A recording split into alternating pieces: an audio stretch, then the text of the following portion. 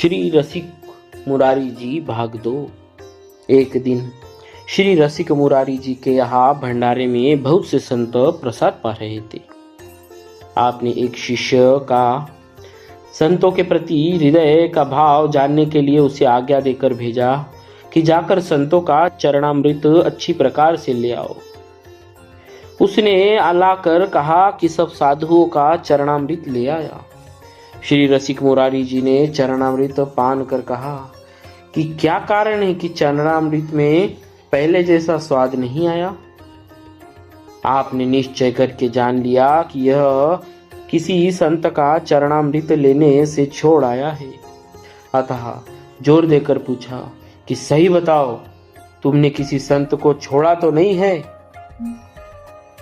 तब शिष्य ने कहा कि एक कोढ़ी संत थे, मैंने उन्हीं का चरणामृत नहीं लिया। आपने कहा जाओ उनका चरणामृत भी ले आओ। तब शिष्य उनका भी चरणामृत ले आया। उसे आपने स्वयं पान किया और दूसरों को भी दिया। आपको वह चरणामृत पीने से अपार सुख मिला। आपके नेत्रों से प्रेमाश्रु बह चले। एक बार भक्तराज श्री रसिक मुरारी जी राजाओं के समाज में विराजमान होकर ज्ञानोपदेश कर रहे थे। सभी लोग बड़े ही मनोयोग पूर्वक आपका उपदेश श्रवण कर रहे थे।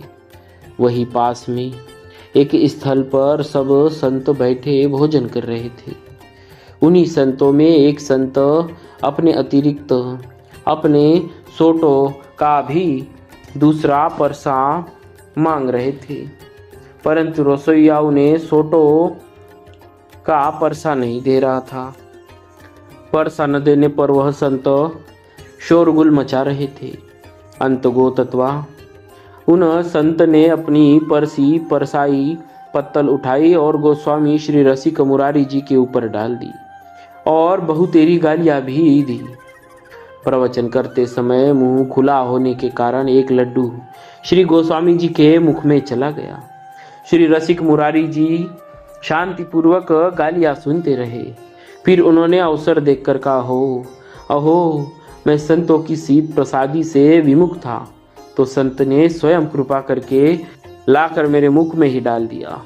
तत्पश्चात आपने उस सेवक को कहा, यह कहकर कि तुम्हारा संत सेवा में भाव नहीं है, सेवा से अलग कर दिया और सोटो का परसा दिलाया। एक दिन की बात है, श्री रसिक मुरारी जी के बाग में संतों की जमात टिकी हुई थी। आप संतों का दर्शन करने चले।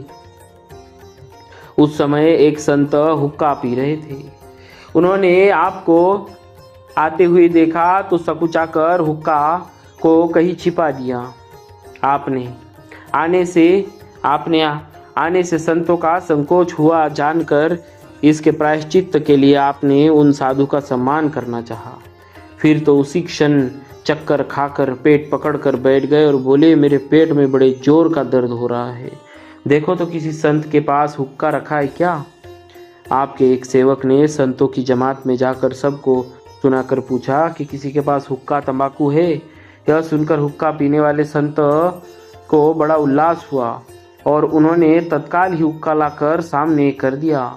आपने झूठ मूठ की लंबी श्वास खींचकर हुक्का पीने का स्वांग किया और तुरंत स्वस्थ हो गए। इस प्रकार आपने झूठे स्वांग से संत की शंका और दुख को दूर कर दिया। श्री रसिक मुरारी जी के गुरुदेव धारेंदा नामक स्थान में रहते थे।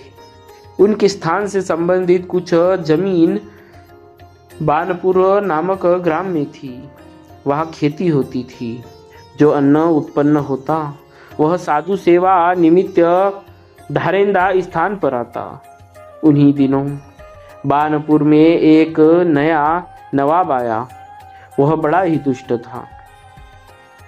उसने आकर साधुओं को बहुत अवाच्य वचन कहा और उस ग्राम की समस्त भूमि अपहरण कर ली। श्री श्यामानंद जी ने विचार किया कि संत सेवा की इस जमीन को कैसे छुड़ाया जाए। फिर विचार कर उन्होंने श्री रसिक मुरारी जी को पत्र लिख दिया कि तुम जिस स्थिति में हो उसी स्थिति में यहाँ चले आओ। श्री रसिक मुरारी जी उस समय भोजन कर रहे थे। पत्र पाते ही बिना आचमन किए ही हाथ जोड़े हुए चले आए। श्री रसिक मुरारी जी ने हाथ और मुंह झूठा होने से पीछे से ही गुरु जी को साष्टांग दंडवत प्रणाम किया। पुनः निवेदन किया कि मैं भोजन कर रहा था, उसी समय आपका पत्र मिला, अतः बिना आचमन किए ज्यों का त्यों ही चला आया। इनकी यह गुरु भक्ति देखकर श्री श्यामानंद जी का हृदय प्रेम से भीग गया।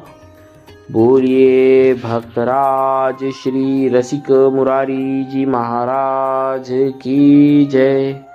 भक्तवत्सल भगवान की जय। शेष